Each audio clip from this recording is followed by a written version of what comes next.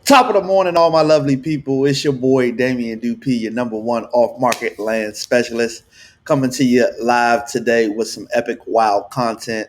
Today, we're going to be talking about how to subdivide lots in Charlotte, North Carolina. I'm definitely going to teach you about how to look at zoning coordinates, also how to spot hot deals in a hot market. Without further ado, if you like content like this, I'll be dropping every Wednesday, 9 a.m. Please subscribe, comment, like, share.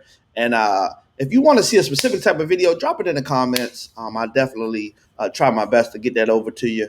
All right, without further ado, let's jump right in. All right, if you can see my screen right here, basically I'm going to do a case study on a vacant lot in Charlotte, North Carolina, and show you how we're going to subdivide this lot to get two lots out of it. Okay.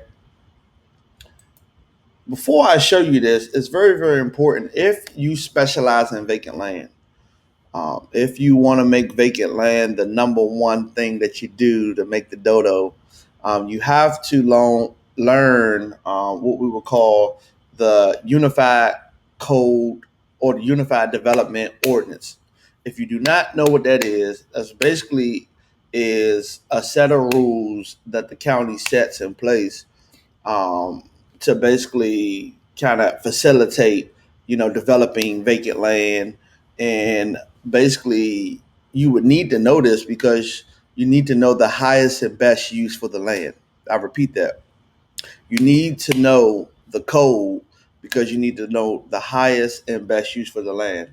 So, depending on what market you in, you can just Google Charlotte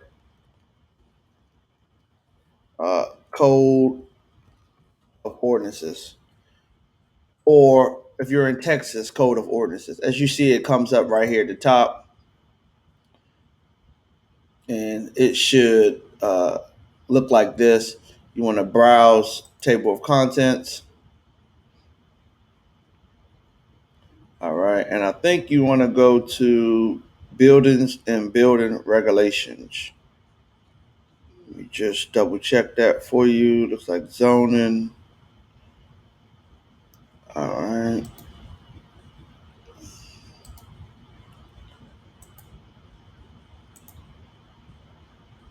All right. And what you got here is basically the zoning for Charlotte, North Carolina. Um, so this is it right here. It looks like a zoning development standards for multifamily districts. They have it for residential. So you just basically need to know what the code calls for. It tells you how far it got to be set back, the minimum lot square footage, the rear yard, the lot width, the minimum. So it's very, very important that you familiarize yourself with this. This is how you're going to make good money by spotting opportunities that the average person does not know exist. Okay. All right. So let's go back to this lot. Again, this lot, I'm going to tell you how I found this lot. This lot came on the MLS. And basically, what the MLS stands for is an acronym for the Multiple Listing Service. And the MLS is a place, it's right here, it's called Matrix. It's where brokers, realtors, buy and sell. You can do lease ups, meaning tenant placement. You can look for tenants on the MLS, and it's basically where you can list properties and or look for opportunities. I have a search set up with one of my investor friendly brokers, and basically the search criteria alerts me when anything hits the market under a certain price point. Okay. So I know exactly what I'm looking for. So I typically would target lots with access to water and sewer. You can actually put that on the filter and assess for 50,000 and under. As you can see, I got an email for this lot. And I know this neighborhood pretty well because I've wholesaled probably over a dozen, if not more, lots in this neighborhood. So I know this neighborhood very well. And basically, when I seen this lot come over, the first thing I did was pull it up on the GIS. So let me just show you the listing.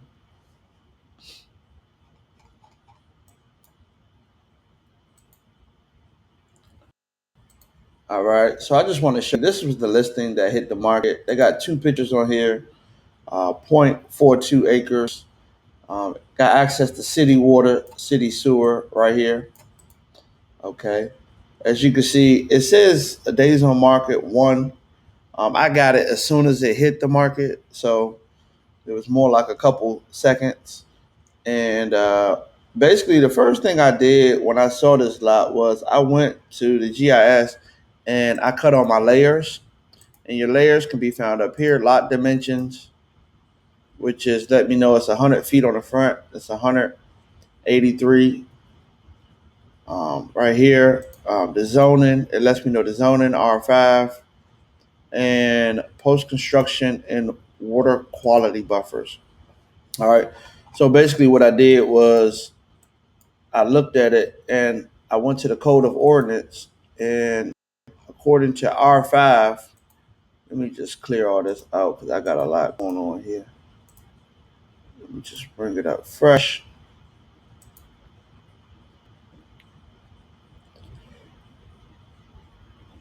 All right, so as you can see, this is all the zoning. According to R5 right here, it says R5 maximum floor ratio 0.50.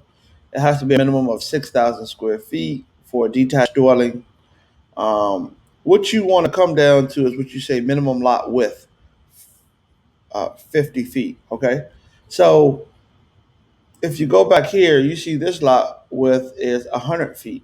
So that lets me know, according to the zoning, that I can get two lots out of this. Okay. So right then, I knew, okay, this is a deal. I can get two lots for it. So if you do the math, 48,000 um, divided by two, that's 24,000 per lot. All day, this deal probably would sell all day in Charlotte for about 35 a lot. So if I wanted to wholesale this lot, I could, but I'm gonna hold on to it and I'm gonna build a rental on it.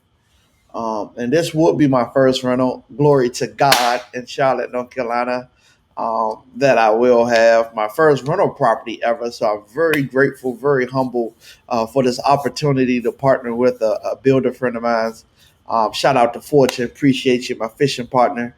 And it's definitely a great opportunity I get to, learn how to build wealth massively by finding lots, partner with the builder to build rentals, and then do what we call a cash out refinance. So I got something real special for the community. Um, Within the next 90 or 120 days, I won't talk about it now, but it's going to be epic. Wow, it's going to be dope. I'm sure that everyone would love to learn this new ninja blueprint I found out. Okay, so basically, I can get two lots out of it. As you can see, um, the market date was 416 and due diligence date was 423 and we closed 429. So as you can see, we closed this pretty quick. And I want to show you how this conversation went with the broker. Basically, I called the broker. I said I was very confident, very firm. I knew I wanted this lot. I says, "Hey, Miss Burley, my name is Damien Dupee with Creative Land Solutions. Um, I would like to purchase that lot at full price, close in 10 days, and I'll put up $1,000 due diligence. And I want you to write it up for me. How does that sound?" All right. So basically, let me tell you what I did. Basically, I structured the deal in a way where it's a win-win for me and it's a win-win for the agent. It's a win-win for me because I probably was the first person to call the lady. She did say I was the first person. And two, she get the commission on both sides. As you can see, right here, she was the listing agent and she was the selling agent. So that means she represented me. So basically, she says, sure. So I shot her over proof of funds. It's very, very important. If you are in a hot market and you picking up stuff off the MLS, you want to have proof of funds. If you're in my market and you want to wholesale me a deal, I can kind of look out for you with the proof of funds, just to basically let the broker know that you're serious and that you're capable to close on a deal. So that's what basically proof of funds is. It's basically a bank statement which shows like a little snapshot of how much you got in your account. So I sent her over the bank statement. I sent her over the name that I wanted the entity in, and she says, "Well, Mr. Dupee, you were the first person to call. I'm getting a lot of calls. I'm getting a lot of texts, but I'm gonna go with you." I was so grateful that she went with me, and I was able to close this deal in 10 days. And I'm gonna show you exactly what I plan to do with this property. So, in order to get two lots out of this, you have to hire a surveyor. And basically, what a surveyor will go out there and do is go out there and mark the lot and basically replat it. That way, it would be two lots, and then we will record it with the city. That way, instead of it being one partial ID, it will be two partial IDs. So that's basically what a surveyor does. A survey can cost you anywhere from $300 to $500 here in the Carolinas, and it typically can take 2 to 3 weeks. So it is a turnaround time. So let me tell you exactly what my contractor, my GC, did. He went ahead and pulled a building permit for 6723, and basically once we split this one, then we'll pull the other permit for this one. Okay. So basically, what my GC builds is 3 bedrooms, 2 bathrooms, 1,200 square feet. And my goal for this property is to keep it as a rental, my first rental, one of many, and build generational wealth by just allowing it to cash flow, building it cheap, and basically snatching a little bit of money out, leave some equity in it. And I want to break that down for you. So let me show you the play here. There's two plays here. I can sell it if I want to. That's always an extra strategy. So you basically want to go on the MLS and look for comps of what's selling in this neighborhood. You want to possibly do new construction because this will be a new construction product. Everything will be under warranty. Um, which is a bonus, a plus. All right. So I put on construction in this neighborhood. As you can see, this right here sold for 252 bedrooms, 2 baths.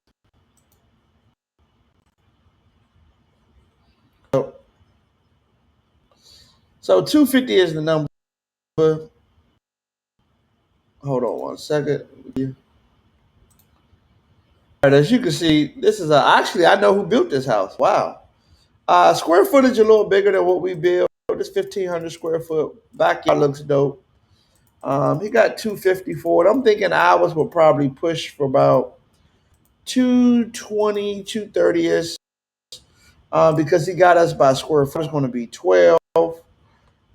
So basically, to get the number, how much we'll get per square feet, you just want to do 252 divide by 1,500.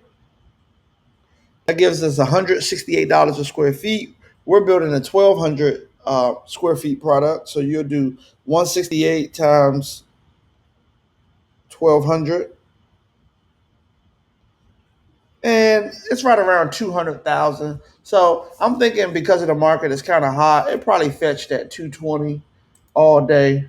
Let me see if I see any more comps. 235, and these are actually, let me see these. All right, again, this is 220, 235, ladies and gentlemen. Same square footage as ours, a little less. So 235 is the extra strategy on the number. If I wanted to sell this property, let me know that I can get 235. To go vertical, gonna be about 90,000. I'm 24 in the lot, so we got 90,000 plus 24,000 plus another 10 in clearing and grading and tap. So I want to say 10, 13, 14. I'm gonna say another 15,000. All right. And I pay a flat fee for my guy to build it. That's another 10,000. That brings me at 139, ladies and gentlemen. So as you can see, there's almost a $100,000 profit in this. But my goal is not to sell it because of the market so hot. My goal is to cash out refinance 150,000 because I know it'll appraise for 235. and basically put a tenant in there, and let's see how much I can get for the rent and let it cash flow. So at 150, I did run the mortgage for principal, interest, taxes, and insurance. That'd be around about $800, and I'm hoping I can get 1,600, which would allow me to cash flow $800. All right, so let's go ahead and check that out, ladies and gentlemen.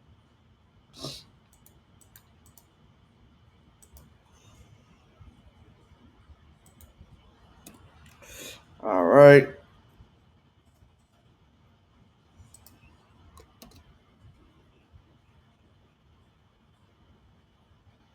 All right, that's a 3 bedroom, 2 bath. That's 1,400. I'm hoping I can get 1,600 because it's a new product, brand new. I wonder if I can do construction on the rental. No, I don't see that. So let me just go back to the map. All right, so that's 1,400. Probably an older house. Yeah, only 1,000 square feet. They got 1,400 built in 1960. So I'm trying to justify 1,600 for a rental.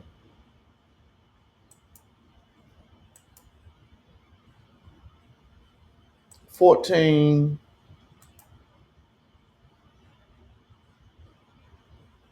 14. So again, I'm only seeing 14 is the number. So again, I guess I probably will have to test the market, put it out there for 16, and if it don't lease up for 16, I'll just drop it by $100. But I was kind of looking for a rental cop for 16. But basically, ladies and gentlemen, that's the play for the day. Learn your zoning coordinates, ordinance. Learn that. Definitely want to learn that. That's definitely very very powerful.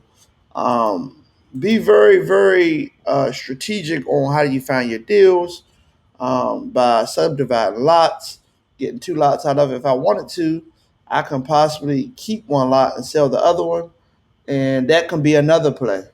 So basically, I got 3 plays here. I can, a rental, subdivide one, keep one, sell one, or I can build a new construction product. Okay, so let's just see approximately how much I might can get for this lot. Of course, and it's very, very important when you're looking at land that you think about it in a different way. 25,000. Okay, these selling for 12, 15. All right, so these don't have road frontage, but they're still selling. As you can see, the road stops. This lot right here sold for 25,000, as you can see. So it's not much juice in it. I was hoping I could get some for about 30. They go 30 right here. So that would probably be, yeah, that's about 30,000. And it's probably for each lot because there was multiple lots. So again, ladies and gentlemen, I appreciate you. Please don't forget to subscribe, comment, share this content with people.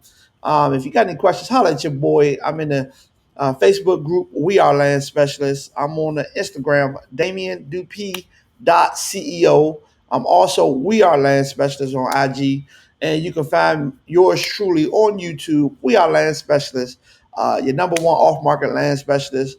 I'm definitely still on a mission to help 1,000+ people do their first deal. So if you know anybody who want to get into this real estate, trying to shake and bake, trying to crush that, and basically trying to store away some dough, I would love to serve you. It would be my pleasure. If you have any questions or concerns, please reach me on any one of those platforms. Thank you so much for your time, and I hope you have a wonderful, wonderful Wednesday. All right, go on like the wind.